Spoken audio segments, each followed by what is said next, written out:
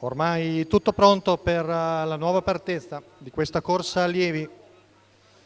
Ricordiamo i ritiri dei numeri 2 e 3 coinvolti nella caduta. Quindi rimangono in 7.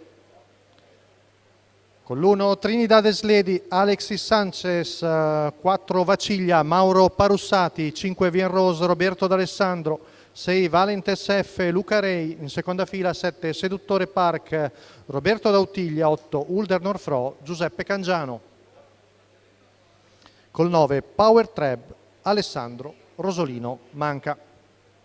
Quindi 4 in prima fila, 3 in seconda per questa corsa allievi.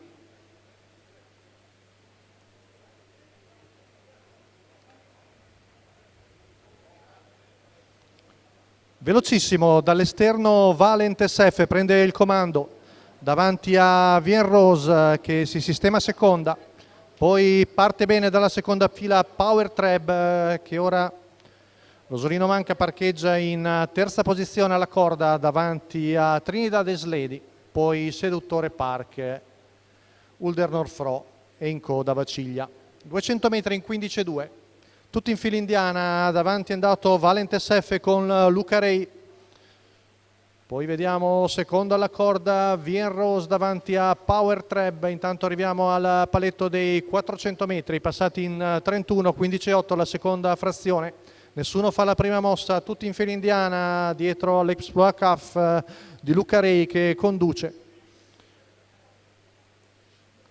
Ancora tutti in fila indiana, arriviamo a ritmo soporifero ai 600 metri, passati in 46,6, non ha fermato neanche tantissimo Luca Rei con Valentes F, ma tutti si adeguano al ritmo del battistrada. Ancora bello attaccato alla mano qui davanti alle tribune, percorre un 15 che viene fuori un primo giro in 1,1,6. Sempre Vienrose, seconda la corda davanti a Power Treb, poi Trinidad Ledi, accenna a mettere la testa di fuori ora Seduttore Park.